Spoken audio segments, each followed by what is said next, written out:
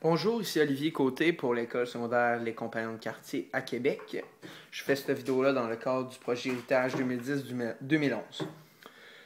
Si vous regardez présentement cette vidéo-là, c'est sûrement parce que vous avez fini le problème écrit sur le théorème de Pythagore que j'ai mis sur mon site. Si vous ne l'avez pas encore fait ou vous venez juste d'arriver sur la vidéo, vous pouvez aller sur le lien ici qui va apparaître dans la vidéo et cliquer pour télécharger le PDF. C'est un petit problème écrit que j'ai fait, vous pouvez le faire, puis ensuite retourner voir la vidéo pour vous corriger.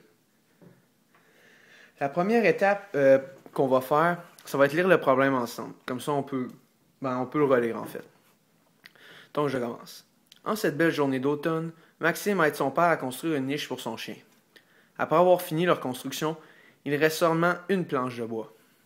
Le père de Maxime lui demande de trouver la mesure manquante du triangle au bout de la planche de bois. Son père lui dit qu'un côté du rectangle mesure 163 cm et que l'aire de celui-ci est de 0,5705 m². Maxime veut donc savoir quelle est la longueur manquante du triangle isocèle. Laisse les traces de ta démarche. Donc, après avoir lu le problème, la première étape qu'on va faire, c'est surligner les informations importantes. Comme ça, lorsqu'on les a surlignées, on va pouvoir se retrouver plus facilement pour ne pas en perdre des informations importantes. Donc, pour commencer, dans la première phrase, il n'y a pas grand-chose d'intelligent. Pas d'intelligent, excusez-moi, d'intéressant. Son père lui dit qu'un côté du rectangle mesure 163 cm et que l'aire est de 0,5705 m². Maxime veut donc savoir quelle est la longueur manquante du triangle isocèle, ce qui pourrait être une information utile. On va la surligner tout de suite. Donc, relais, je vais regarder si j'ai rien oublié. Non, je pense que j'ai pas mal tout. Ensuite, la troisième étape, ça va te faire un schéma. Habituellement, je pourrais en faire un, mais là, puisqu'il est déjà ici, puis on le voit quand même très bien sur la caméra, j'aurais pas besoin d'en refaire un autre. Donc, on va déjà pouvoir passer à la quatrième étape. La quatrième étape, c'est vraiment se demander se poser la question, en fond, ce qu'on sait puis ce qu'on veut. Ce que l'on sait, une mesure du rectangle, l'aire du rectangle, que c'est un triangle isocèle, puis qu'il nous manque une mesure. Donc, c'est vraiment ça ce qu'on sait pour l'instant. Ce que l'on veut, c'est trouver la longueur manquante du triangle isocèle. Donc, lorsqu'on a cette question-là, on peut même la souligner. Quelle est la longueur manquante du triangle isocèle? Donc, comme ça, on l'a déjà en note.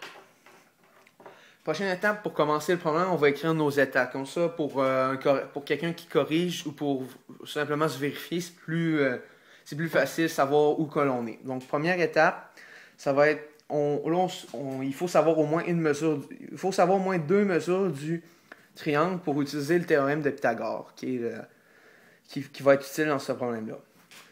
Donc, pour trouver cette mesure-là, faut trouver, dans le fond, il faut prendre l'aire puis ramasser avec cette mesure-là. Donc, la mesure de l'aire du rectangle, c'est base fois hauteur. Donc, l'aire, on la sait, c'est 0,5705 m². La base, c'est 163 cm. Et la hauteur, c'est ce qu'on cherche.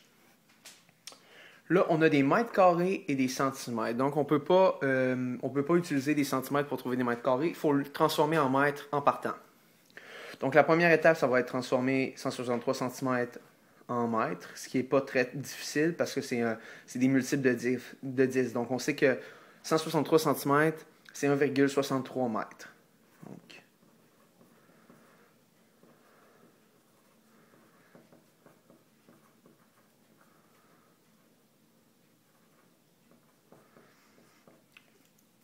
Donc, 1,63 fois la hauteur est égal à l'aire. Donc, il faut juste faire une division pour trouver la hauteur.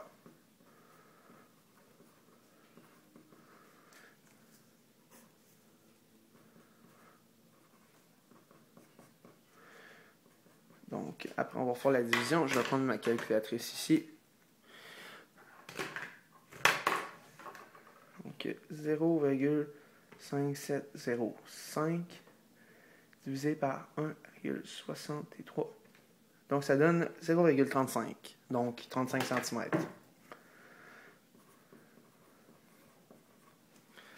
Ensuite, maintenant on a la mesure, on connaît la mesure celle-ci et celle-ci.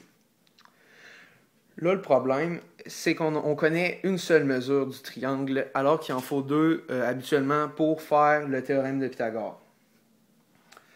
Donc, là, on a peut-être oublié de quoi ou on a mal lu le problème. On va aller voir les informations qu'on a surlignées. La mesure qu'on a, 163 cm, c'est correct. L'air, on l'a, c'est correct. Triangle isocèle. Ça, c'est une information qu'on a une chance qu'on a surlignée parce que la plupart du monde passerait à côté, puis arriverait là, puis ne saurait pas quoi faire parce qu'ils n'ont pas lu le problème ou surligné l'information. C'est pour ça que c'est vraiment important de le faire. Donc, un triangle isocèle, ce que c'est que c'est un triangle avec deux côtés de la même longueur. Comme ici, ça ne peut pas être l'hypoténuse qui est la mesure la plus grosse. Donc, on sait que c'est celle-là ici et celle-là ici. Alors, on sait qu'ici, c'est 0,35 mètres, ouais. Puis ici, ça va être 0,35 mètres. Donc, la deuxième étape, trouver la mesure manquante.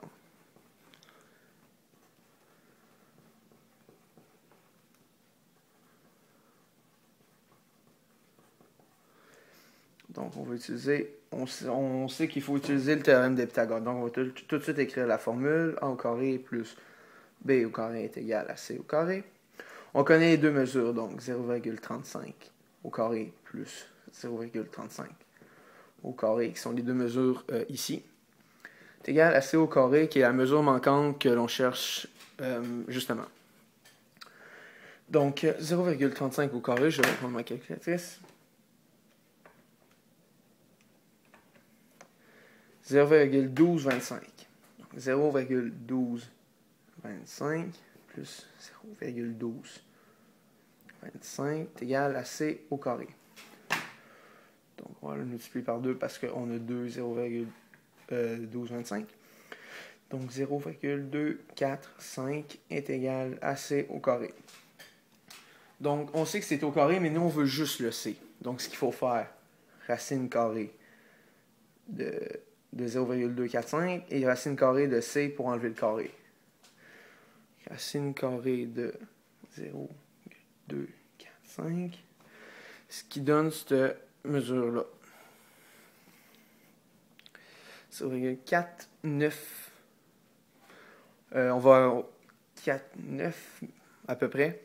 On va l'arrondir à 0,495 pour avoir un chiffre un peu plus court parce qu'il y a beaucoup de décimales dans le chiffre, dans la réponse. Donc, on a donc la mesure finale dans le fond, de la mesure qu'on cherchait en mètres.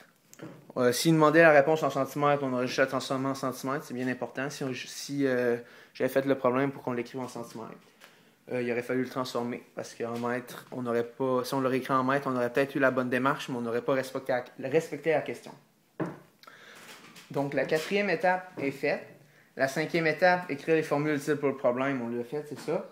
Sixième étape, écrire les étapes une par une. Donc, la première étape, la deuxième. Ensuite, la septième étape qui est de résoudre, on sait ce qu'on a fait. La huitième étape, c'est se valider. Est-ce qu'on a les bonnes réponses? Donc, on va se valider rapidement. Valider numéro 1. Donc, on va faire base fois hauteur est égal à l'air. 0,35 fois 1,63, qui sont des mesures en mètres. Je n'ai pas écrit, mais on va l'écrire. C'est égal à l'air.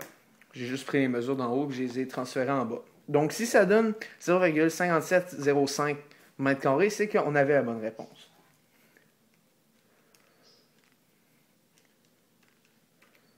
Donc, on a la bonne réponse ici. Donc, on peut dire que la première étape, elle était bonne, en fait.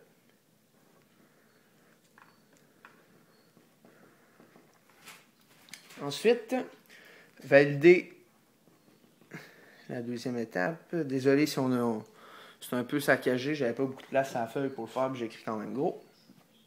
Il faut trouver la mesure manquante. Donc, on connaît l'hypoténuse qui va être, dans le fond, ça va être A au carré plus B au carré est égal à C au carré. Ensuite, ça va être, dans le fond, si on met les chiffres à la bonne place, 0,35 au carré plus 0,35 au carré est égal à la mesure ici, au carré. Donc, on va réessayer cette formule-là. 0,35 au carré plus 0,35, ce qui donne 0,245. Et on fait une racine carrée de ça, ce qui donne la bonne réponse. Donc, on sait que l'étape 2 était bonne, l'étape 1 était bonne. Donc, la 9e étape et la dernière étape, ça va être d'écrire la réponse sous phrase complète. Donc, j'ai plus beaucoup de place sur la feuille. Je vais l'écrire dans le bas. Donc, réponse. Enfin, on va écrire la mesure manquante du triangle est de 0,495 mètres, ou bon, on pourrait l'écrire aussi en centimètres. Mais je l'écris en mètres parce que tout le pomme, on l'a mis en mètres. Donc voilà, vous avez résolu un problème sur le théorème de Pythagore. Ce que je vais faire, je vais prendre cette feuille-là, je vais la scanner. Donc vous allez pouvoir la voir si vous la voulez. Pour plus d'informations, si vous avez d'autres questionnements, vous pouvez encore aller sur le lien dans le bas pour aller sur mon site, avoir de la théorie, peu importe. J'ai aussi un quiz si vous ne l'avez pas fait pour tester vos habiletés. Donc merci de m'avoir écouté.